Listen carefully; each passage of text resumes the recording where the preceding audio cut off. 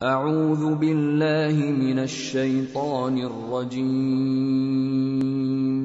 ان الذين يؤذون الله ورسوله لعنهم الله في الدنيا والآخرة وأعد لهم عذابا مهينا۔ جو لوگ اللہ اور اس کے پیغمبر صلی اللہ علیہ وآلہ وسلم کو اذیت پہنچاتے ہیں ان پر اللہ دنیا اور آخرت میں لعنت کرتا ہے اور ان کے لیے اس نے ذلیل کرنے والا عذاب تیار کر رکھا ہے۔ الحمدللہ رب العالمین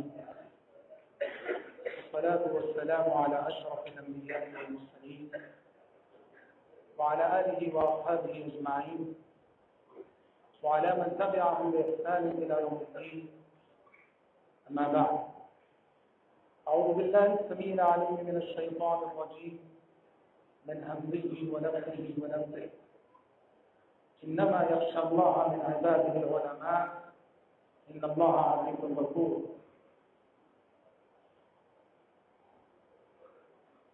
اس اجلاس کے معزز صدر مولانا عبدالوہاب جامعی صاحب حفظہ اللہ،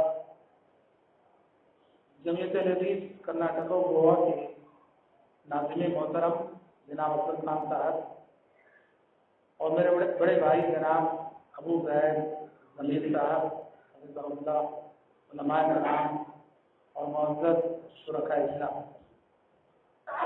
آج کی خوبصورت شام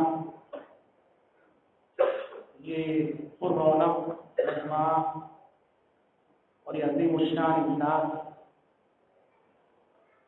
جو کئی ناحیوں سے اور کئی وجوہات کے بنا ہمارے لیے اور آپ کے لیے بڑی مسرتوں کا باعث ہے، میرے لیے ذاتی طور پر بڑی خوشی کی بات ہے کہ ہمارے درمیان ہمارے بڑے بھائی شیخ ابو زید ضمیر صاحب حفظہ اللہ پونا سے تشریف لائے ہوئے بیٹھے ہیں۔ شیخ ابو زید حفظہ اللہ کا خطاب اور آپ کی سنجیدہ گفتگو آپ سب سن رہے تھے، ہم بھی سن رہے تھے، اور میں ہمیشہ سے کہتا ہوں اور آج بھی کہوں گا، آئندہ بھی کہوں گا کہ اسی اسلوب کی ضرورت ہے نئی نسلوں کو، اسی طریقے تربیت کی ضرورت ہے علماء کو۔ آج بڑے افسوس کے ساتھ کہنا پڑتا ہے کہ تقریر بھی ایک پروفیشنل ذریعہ بن گیا ہے، مقرر کو دعوت ہو تو آنے سے پہلے پوچھتا ہے کہ کتنا بولے، آنے سے پہلے ڈیمانڈ کرتا ہے کہ کیسے بلاؤ، ہوائی جہاز سے بلاؤ گی، کون سی ہوٹل میں ٹھہراؤ گی، واللہ ایسے مقررین کیسی تقریریں کیوں نہ کر لیں، ان سے کبھی امت کا بھلا نہ ہوگا۔ حضرات، صحیح معنوں میں علم، کسی کے علم سے امت کا بھلا ہو سکتا ہے، مسلمانوں کا بھلا ہو سکتا ہے، جماعت اور جمعیت کا بھلا ہو سکتا ہے، تو ایسے مقررین جن کے علم سے پہلے جن کا عمل ہوتا ہو، جن کی تقریروں سے پہلے جن کے اخلاق ہو، اور بڑے افسوس کے ساتھ کہنا پڑتا ہے کہ عوام میں اس کا شعور بہت کم ہے۔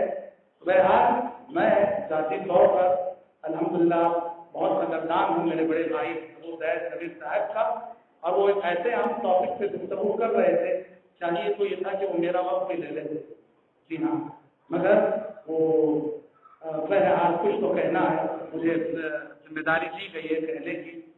مجھے اس وقت جس موضوع پر آپ کے سامنے گفتگو کرنی ہے وہ موضوع ہے ائمہ کرام کا احترام اور ائمہ کرام کا مقام۔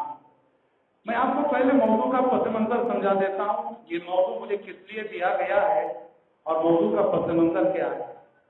اہل الحدیث کے سلسلے میں، اہل حدیث نوجوانوں کے سلسلے میں عموماً یہ غلط فہمی یہ پھیلائی جاتی ہے کہ جو اہل حدیث ہیں وہ اماموں کو نہیں مانتے، وہ اماموں کی عزت نہیں کرتے، اماموں کا احترام نہیں کرتے۔ تو آج میں اپنے مختصر سے وقت میں اس موضوع کے حوالے سے کچھ منتشر باتیں آپ کے سامنے رکھنے کی کوشش کروں گا۔ میرے بھائی، ائمہ کرام امام ابو حنیفہ رحمۃ اللہ علیہ، امام مالک رحمۃ اللہ علیہ، امام شافعی رحمۃ اللہ علیہ، امام احمد بن حنبل رحمۃ اللہ علیہ، جنہیں چار امام کہا جاتا ہے، امت میں اماموں کے سلسلے میں دو طرح کے غلط نظریات پائے جاتے ہیں۔ ایک طرف وہ طبقہ ہے جو ان ائمہ کرام کی شان میں غلو کرنے والا، جو ان اماموں کو پوری طرح سے گویا رسول کا مقام دینے والا، رسول کا رتبہ دینے والا، رسول کا درجہ دینے والا، ان کی اندھی تقلید کرنے والا طبقہ، جس کو انہوں نے حلال کہہ دیا آنکھ بند کر کے حلال جان لیا، جس کو انہوں نے حرام کر دیا آنکھ بند کر کے حرام سمجھ لیا اور دلیل نہیں دیکھا کرتا۔ یہاں تک کہ کہنے والے نے ان میں سے یہاں تک کہا فَلَعْنَةُ رَبِّنَا أَعْدَاءَ رَمْلٍ عَلَى مَنْ رَدَّ قَوْلَ أَبِي حَنِيفَةَ، کہا کہ اس شخص پہ زمین کی ریت برابر لعنت ہو، اس شخص پہ زمین کے ذرات کے برابر لعنت ہو جو امام ابو حنیفہ رحمہ اللہ کے ایک قول کو نہ لے، ایک ان کے فتوے کو نہ لے۔ اتنا غلو ایک طرف، اور دوسری طرف امت میں وہ طبقہ ہے جو ان ائمہ کرام کے شان میں گستاخیاں کرنے والا، ان ائمہ کرام کے شان میں گستاخیاں کرنے والا، ان کی عظمت کا اعتراف نہ کرنے والا، ان کے علم پر اعتبار نہ کرنے والا، ان کے سلسلے میں منفی تبصرہ کرنے والا۔ یہاں تک کہ ہم نے ایک بات ایسے نوجوانوں کو بھی سنا ہے جو کم علمی کی وجہ سے امام ابو حنیفہ رحمۃ اللہ علیہ کا نام لیتے ہیں تو انہیں عزت سے بھی نہیں، ابو حنیفہ ایسا بولتا ہے، ابو حنیفہ ایسا دیتا ہے۔ دیکھو ہم آپ کو بتاتے ہیں کہ اہل الحدیث کی کا نقطہ نظر کیا ہے، سلف صالحین کا نقطہ نظر کیا ہے، مسلک کے اہل حدیث کا نقطہ نظر کیا ہے۔ میں آپ کو بتا دوں، میں یہ مانتا ہوں کہ ہم اہل حدیثوں میں بعض نوجوان ایسے ہوں گے جو کم علمی کی وجہ سے کسی سے ان سے ایسی غلطی کبھی کبھی ہو جاتی ہوگی، لیکن مسلک اہل الحدیث کا نظریہ اور مسلک اہل الحدیث کا نقطہ نظر یہ ہے کہ مسلک اہل الحدیث نہ صرف ان چاروں اماموں کو، چاروں اماموں کے عزت و احترام کو واجب سمجھتا ہے، وہ امام ابو حنیفہ ہو، امام مالک ہو، امام شافعی ہو، امام احمد ہو رحمۃ اللہ علیہ مجمعین۔ مسلک اہل حدیث کی دعوت ہے کہ یہ ائمہ انہوں نے اسلام کی خدمت کی، اسلام کے لیے قربانیاں دی، ان کے علم، ان کے فہم، ان کی ذہانت، ان کی صلاحیت سے استفادہ کرنا امت کی ذمہ داری ہے۔ چاروں امام اور ان کے علاوہ جتنے اہل علم گزرے ہیں، علماء گزرے ہیں، محدثین گزرے ہیں، مسلک اہل الحدیث کی دعوت یہ ہے کہ یہ سارے ہی امام واجب الاحترام ہیں۔ ہاں، ہم کسی کی اندھی تقلید کے قائل نہیں۔ مسلک اہل حدیث یہ کہتا ہے کہ تقلید اندھی کسی کی نہ ہو، نہ امام ابو حنیفہ کی، نہ امام مالک کی، نہ امام شافعی کی، نہ امام احمد کی، نہ امام بخاری کی، نہ امام مسلم کی، کسی کی اندھی تقلید نہ ہو۔ اس کائنات میں اگر کسی شخصیت کے پیچھے آنکھ بند کر کے چلا جا سکتا ہے، اس کائنات میں اگر کسی شخصیت کے پیچھے آنکھ بند کر کے چلا جا سکتا ہے تو وہ شخصیت صرف اور صرف محمد عربی صلی اللہ علیہ وسلم کی شخصیت ہے۔ جب ابو بکر صدیق رضی اللہ عنہ کو بھی یہ کہنا پڑتا ہے، جب ابو بکر خلیفہ بنائے گئے، تقریر کرنے کے لیے کھڑے ہوئے، ابو بکر صدیق رضی اللہ عنہ نے اپنی تقریر میں، اپنے خطاب میں جو ابتدائی جملے کہے اس میں سے ایک جملہ یہ تھا، اطیعونی ما اطاعت اللہ ورسولہ، اطیعونی ما اطاعت اللہ ورسولہ، لوگوں میری اطاعت تم پر اس وقت تک واجب ہے، میری اطاعت تم پر اس وقت تک فرض ہے جب تک کہ میں اللہ اور اس کے رسول کی تعلیمات کے مطابق چلوں۔ اگر کہیں کسی معاملے میں ابو بکر کا قدم نبی کے طریقے سے ہٹے تو ابو بکر کو درست کرنا لوگوں تمہاری ذمہ داری ہے، یہ ہمارا عقیدہ ہے۔ اور ہم آپ کو بتائیں ائمہ کرام رحمۃ اللہ علیہ مجمعین، چاروں اماموں کی تعلیمات اگر آپ پڑھیں گے، چاروں اماموں نے اپنے شاگردوں کو، اپنے تلامذہ کو، اپنے ماننے والوں کو اسی بات کی تلقین کی، اختلاف کا حق دیا کہ جہاں کہیں ہمارا کوئی فتویٰ قرآن و حدیث کے خلاف نظر آئے، ہمارے فتوے کو اٹھا کے دیوار پہ پھینک دو۔ یہی بجائے ہم دیکھتے ہیں امام ابو حنیفہ کے دو سب سے بڑے شاگرد امام ابو یوسف اور امام محمد سینکڑوں مسائل میں، سینکڑوں مسئلوں میں اپنے استاد امام ابو حنیفہ سے اختلاف کرتے نظر آتے ہیں۔ امام ابو حنیفہ نے اس چیز کو جائز سمجھا اور ان کے دو شاگرد امام محمد اور ابو یوسف کہتے ہیں نہیں یہ ناجائز ہے، کہ چیز کو امام ابو حنیفہ نے ناجائز کہا اور امام ابو یوسف اور امام محمد نے کہا کہ نہیں جائز ہے، اس لیے کہ دلیل کہتی ہے کہ جائز ہے۔ مولانا عبداللہ لکھنوی رحمۃ اللہ علیہ جو ہندوستان کے جانے مانے مشہور حنفی عالم ہیں، انہوں نے خود لکھا ہے کہ امام ابو یوسف اور امام محمد جو امام ابو حنیفہ کے دو سب سے بڑے شاگرد تھے، इमाम अबू हनीफा से एक सुलुस मसाइल में इख्तिलाफ किया। एक सुलुस मसाइल का मतलब क्या हुआ जानते हैं? उनके फतवों में से 1/3 हिस्से से इख्तिलाफ किया। अगर इमाम अबू हनीफा के 9000 फतवे हैं तो उसमें से 3000 फतवों के बारे में उनके शागिर्दों ने कहा कि इमाम मोहतरम आप हमारे उस्ताद हैं, आप हमारे शेख हैं, मगर 3000 आपके फतवे मसलन ऐसे हैं कि जो हमें किताब और सुन्नत के खिलाफ नजर आ रहे हैं, यहाँ आपकी बात नहीं है। अइम्मा ने यही मनहज अता किया, अइम्मा ने यही अइम्मा का सलीक़े तरबियत बिल्कुल यही था। तो हज़रात बात सीधी सादी है, मसलके अहले हदीस अइम्मा किराम की अज़मत का कायल है, अइम्मा किराम की अज़मत का मोहतरम है, उनकी इज्जत और एहतराम को वाजिब समझता है।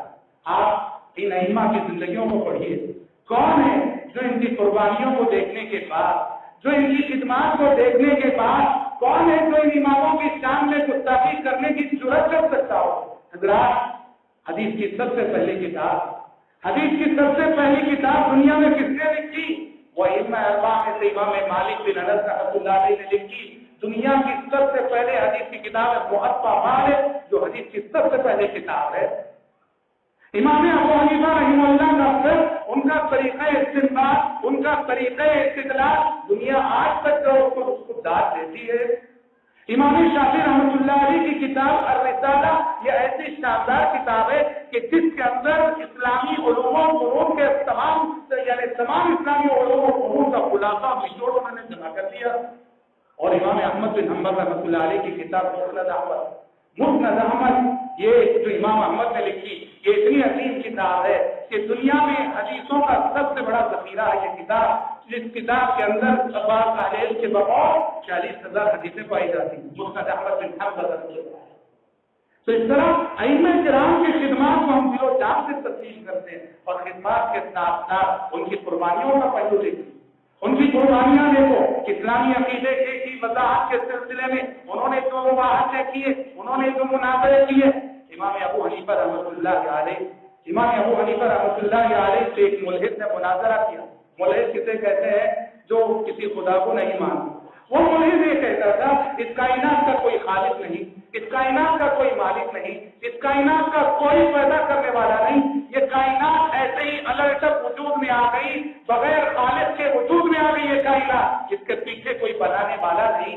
इमाम अबू हनीफा रहमतुल्लाह ने उनसे कहा तुम सच कहते हो। अभी मैं गुजर के रास्ते से गुजर रहा था, मैंने देखा एक बहुत बड़ा दरख्त, एक बहुत बड़ा दरख्त देख रहा था। अचानक वो दरख्त कटने लगा, अचानक वो दरख्त खुद ब खुद कटने लगा और दरख्त के कटने के बाद अचानक उसके तने से खुद ब खुद तख्तियां बनने लगी। और फिर मैंने देखा ये सारी तख्तियां जो दरख्त से बनी आपस में एक दूसरे से जुड़ गई और तख्तियां जुड़ने के बाद खुद ब खुद एक सकीने और एक कश्ती की शक्ल इख्तियार कर गई। और मैंने देखा कि ये सकीना खुद ब खुद पानी में चला गया।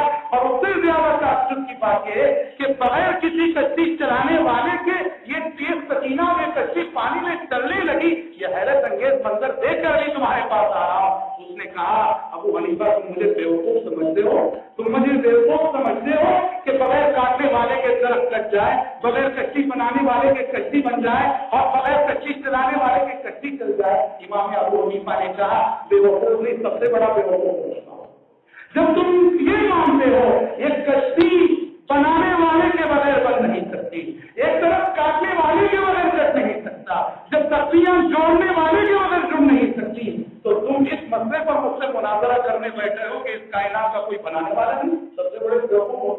लाजवाब है। अइम्मा किराम रहमतुल्लाह अलैहि मजमईन, इनका फरोग नबी करीम सल्लल्लाहु अलैहि वसल्लम से इनकी मोहब्बत, नबी करीम सल्लल्लाहु अलैहि वसल्लम के मकसद और आपके मिशन से इनका वालिहाना लगाओ, आप वसल्लम की जात और आपके पैगाम और आपकी सुन्नतों से इन अइम्मा का लगाओ। इमाम मालिक बिन अनस रहमतुल्लाह अलैह, इमाम मालिक की बड़ी ख्वाहिश थी, बड़ी ख्वाहिश थी, मदीने से उन्हें बड़ी मोहब्बत थी। इमाम मालिक को मदीनतुर रसूल से मदीने ही में रहते थे और उनकी ये ख्वाहिश थी कि मैं मरूं तो मदीने में मरूं, मुझे मौत आए तो मदीने में मौत है। क्यों? पहले नबी ने फजीलत सुनाई है, कहा कि जो मदीने में मरेगा उसके लिए मैं डबल सिफारिश करूंगा, मदीने में इंतकाल करने वाले के हक में मैं दुगनी सिफारिश करूंगा, 2 मरतबे सिफारिश करूंगा। इमाम मालिक बिन अनस रहमतुल्लाह अलैह की तड़प की ख्वाहिश थी कि मुझे मदीने में मौत आए। اسی لیے کہا جاتا ہے کہ امام مالک مدینے سے باہر بہت کم جاتے، مدینے سے باہر بہت کم جاتے تھے، کہیں مدینے کے باہر مجھے پہنچنا آ جائے۔ ان کی سیرت ان کی سوانح حیات جن لوگوں نے لکھی اور کوئی واقعہ لکھے تاریخ سے اس کا تعلق ہے کہ امام مالک بن انس رحمۃ اللہ علیہ نے خواب دیکھا، خواب میں اللہ کے نبی کو دیکھا اور انہوں نے اللہ کے نبی سے پوچھا کہ اللہ کے نبی بتائیے کہ ابھی میری زندگی کے کتنے سال باقی ہیں، کتنی زندگی میری باقی ہے، ابھی میری زندگی کی کتنی مدت زندگی باقی ہے۔ پیارے نبی صلی اللہ علیہ وسلم نے خواب میں انہیں اشارہ کیا اس طرح سے۔ امام مالک اٹھے، جاگے اور جا کر سوچنے لگے، میں نے پیارے نبی سے خوف میں سوال کیا کہ میری ابھی کتنی زندگی باقی ہے۔ پیارے نبی نے ہاتھ کا اشارہ کیا انگلیوں کا، 5 سال مراد ہے، 5 مہینے مراد ہے، 5 ہفتے مراد ہے، 5 دن مراد ہے، 5 گھنٹے مراد ہے، کیا مراد، کیا مطلب تھا آپ کو؟ انہوں نے ان کے دور میں جانے والے محبت سے خوابوں کے علامہ ابن سیرین رحمۃ اللہ علیہ، علامہ ابن سیرین کی خدمت میں ایک اپنے خادم کو بھیجا، کہا کہ پوچھ آؤ کہ کسی شخص نے میرا نام نہ بتانا، کسی شخص نے خواب دیکھا ہے کہ اس نے اللہ کے نبی سے پوچھا کہ میں کتنے دن زندہ رہوں گا، کتنی مدت زندہ رہوں گا۔ پیارے نبی نے ہاتھ کی انگلیوں کا اشارہ کیا، کیا مطلب ہے؟ وہ خادم گیا ابن سیرین سے پوچھا، ابن سیرین نے کہا خواب بتا رہا ہے کہ خواب کسی معمولی ہستی کا نہیں، کسی بڑی ہستی کا، پہلے نام بتاؤ۔ خادم کو چاروں نام بتانا پڑا کہ امام مالک بن انس نے دیکھا، امام مالک بن انس نے دیکھا یہ خواب۔ تو ابن سیرین رحمۃ اللہ علیہ نے کہا کہ پیارے نبی نے ان کے سوال کے جواب میں جو یہ اشارہ کیا کہ کتنی مدت ابھی میں زندہ رہوں گا، یہ جو اشارہ کیا اس کا مطلب یہ ہے کہ اے مالک تم نے جس چیز کے بارے میں مجھ سے پوچھا ہے اس کا شمار ان 5 چیزوں میں ہے جس کو اللہ کے سوا کوئی نہیں جانتا۔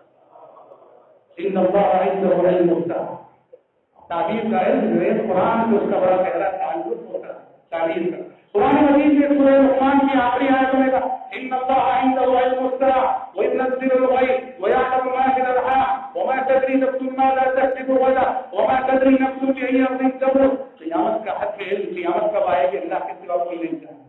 وينزل الغيث، بارش کب آئے گی، کتنی آئے گی، نفع بخش ہوگی، نقصان دہ ہوگی، یہ ساری تفصیلات اللہ تعالیٰ ہی جانتا ہے۔ وَيَعْلَمُ مَا فِي الْأَرْحَامِ، رحم مادر کا کیا ہے، پیٹ میں جو بچہ ہے صحت مند ہوگا، بیمار ہوگا، نیک ہوگا، برا ہوگا، یہ صرف اللہ ہی جانتا ہے۔ ہاں لوگ صرف جن سے بحث کرتے ہیں لڑکا ہے کہ لڑکی، وہ تو آج جو ہے اسکین سے رپورٹ سے معلوم ہو جاتا ہے، لیکن تاہم اتنی بات ہے کہ وہ اسکین میں کوئی بھی 100% صحیح نہیں ہوا کرتی، کتنے مرتبہ غلط ہوتی۔ ڈاکٹر کہتا ہے کہ لڑکا ہے اور پیدا ہوتی ہے لڑکی، ڈاکٹر کہتا ہے کہ لڑکی اور پیدا ہوتا ہے لڑکا، تو ڈاکٹروں کا کہنا بھی وہ یقینی علم کے رتبے میں نہیں ہوتا ہے۔ وَيَعْلَمُ مَا فِي الْأَرْحَامِ، اللہ ہی بہتر جانتا ہے۔ وَمَا تَدْرِي نَفْسٌ مَاذَا تَكْسِبُ غَدًا، آنے والے دن کون کیا کرنے والا ہے وہ اللہ ہی جانتا ہے۔ وَمَا تَدْرِي نَفْسٌ بِأَيِّ أَرْضٍ تَمُوتُ، اور کوئی شخص نہیں جانتا کہ اسے موت کب اور کہاں آنے والی ہے۔ تو کہا ابن سیرین نے کہ مالک سے کہہ دو کہ پیارے نبی کے اشارے کا مطلب یہ تھا کہ اے مالک جس چیز کے بارے میں تم سوال کر رہے ہو اس کا شمار ان 5 باتوں میں ہے جنہیں اللہ کے سوا کوئی نہیں جانتا۔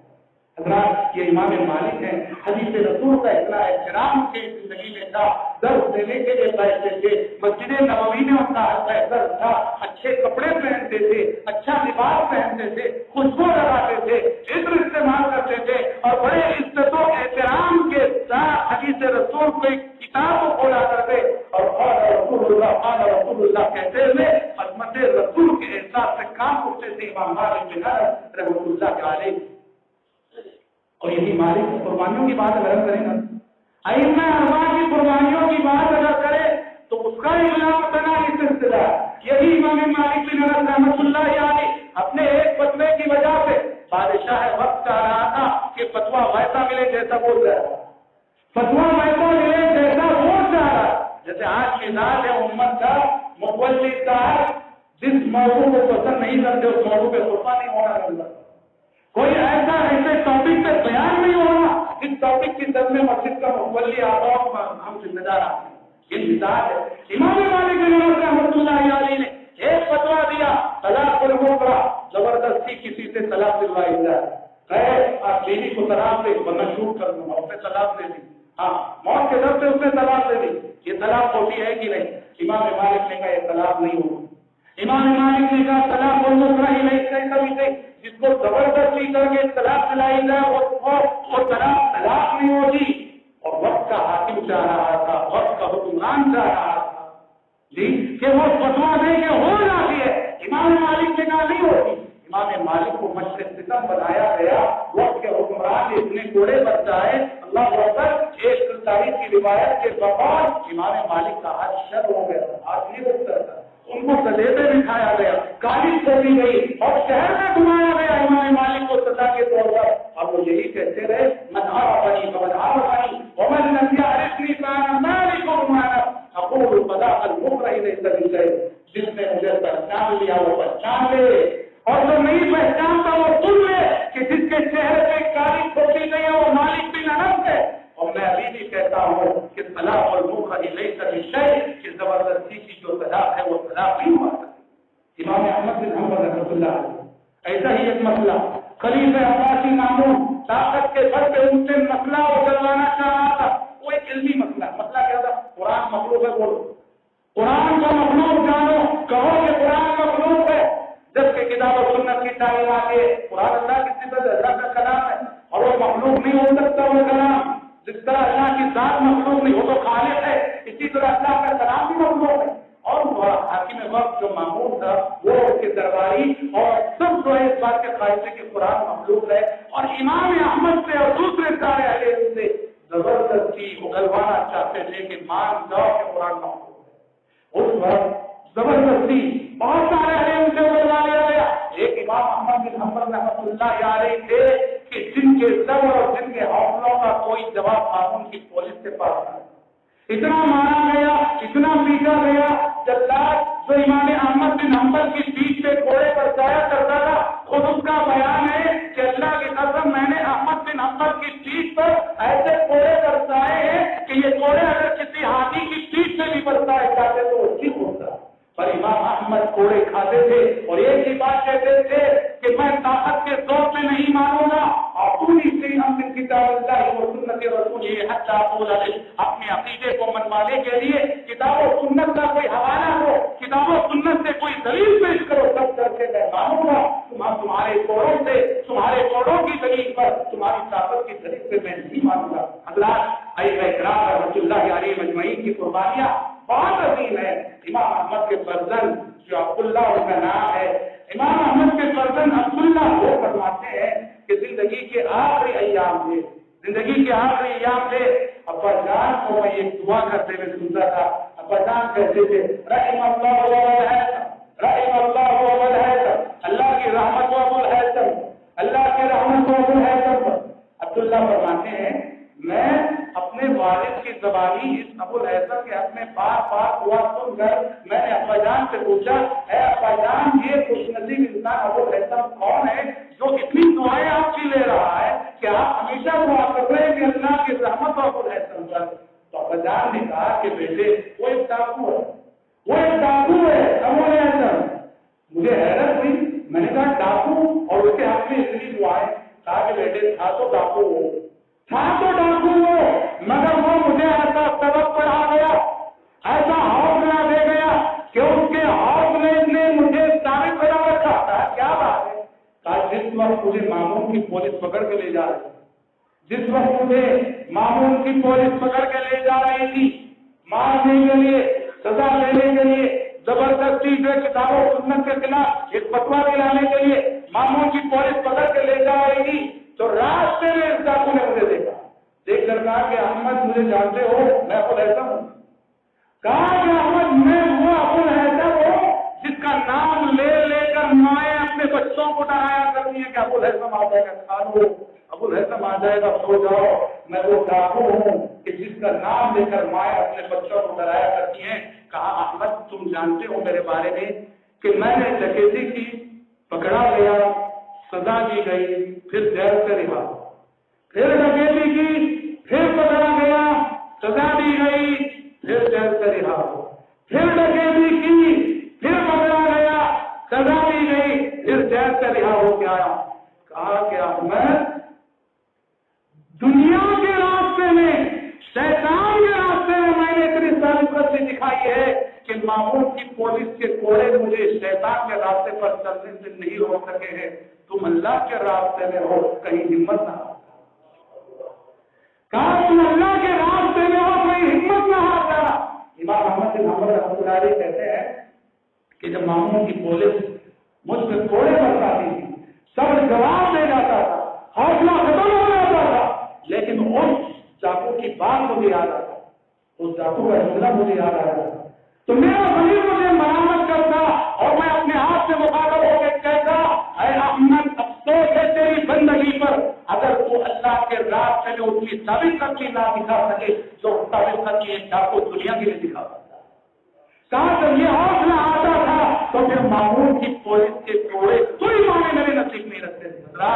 इमाम अहले सुन्नत वल जमात की वो कुर्बानियां हैं जिसकी बिना पर कहा गया कि सुभान अल्लाह, अल्लाह ताला ने इर्तिदाद के मौके पर अल्लाह ताला ने इस दीन की मदद अबू बकर सिद्दीक रज़ी अल्लाह के जरिए से की, और फिक्र खल्क़े कुरान के मौके पर अल्लाह ताला ने इस दीन की मदद अहमद बिन हंबल रहमतुल्लाह अलैह के जरिए से की। कि अइम्मा किराम रहमतुल्लाह अलैहि ने जो ऐसी खिदमत कर गए और ऐसी कुर्बानियां दे गए कि क़यामत तक आने वाले मुसलमानों को इनके एहसानात हैं।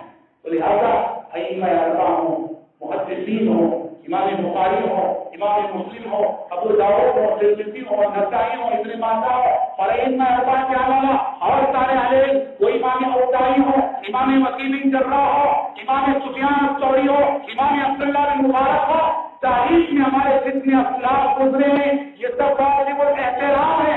हाँ, ये मासूम न थे, इनसे गलतियां हुई, इनसे लफ्ज़ें हुई, इनके बाद फतवे हदीस के खिलाफ दिए गए, मगर वो फतवे जानबूझकर नहीं दिए गए।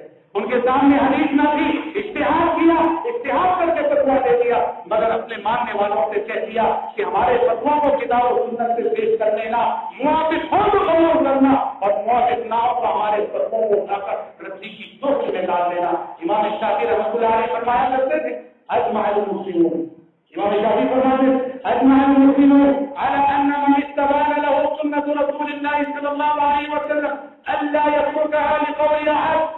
तमाम मुसलमानों का इस बात पर इज्मा है, तमाम मुसलमानों का इस बात पर इत्तिफाक है, जिस शख्स के सामने हदीस रसूल खुलकर सामने आ जाए, जिस शख्स के सामने नबी का फरमान आ जाए, तो दुनिया की किसी भी हस्ती और शख्सियत के फतवे को बुनियाद बनाकर हदीस को नजरअंदाज नहीं किया जा सकता, हदीस को नहीं छोड़ा जा सकता। इस बात पर सारी उम्मत का इज्मा है। इमाम शाफी रहमतुल्लाह अलैह कहा करते थे, कहना यह है अइम्मा किराम का मनहज, अइम्मा किराम का मसलक बिल्कुल वही था जो अहलुल हदीस की दावत है। और जब अहलुल हदीस कहते हैं तो अहलुल हदीस में तरह जो नामुमकिन आते हैं, इमाम बुखारी और इमाम मुस्लिम जैसे मुहद्दिसीन के साथ उनमें अइम्मा अरबा आते हैं। जब हम सलफी कहते हैं तो हमारे सलफ में तरह अइम्मा अरबा आते हैं, जिनके साथ किसी किस्म की तनजीह को और गुस्ताखी को हम नाजायज समझते हैं। हाँ, हम उनकी अंतिम तकलीफ को भी नाजायज समझते हैं। कि मसलक अहलुल हदीस की दावत है। जो गलत फहमियां हमारे पास आई कम इल्मी की वजह से, ला इल्मी की वजह से, नादानी की वजह से, या फिर जानबूझकर असलियत की वजह से फैलाते हैं, उन्हें ऐसी गलत फहमियां फैलाने से रोकना चाहिए। रब्बुल आलमीन हम सबको, आप सबको अपने अल्लाह, अपने मुहद्दिसीन, अपने अइम्मा सबकी इज्जत और सबका एहतराम करने की तौफीक अता फरमाए। आमीन। व आखिरु दावाना अल्हम्दुलिल्लाहि रब्बिल आलमीन। वस्सलामु अलैकुम व रहमतुल्लाहि।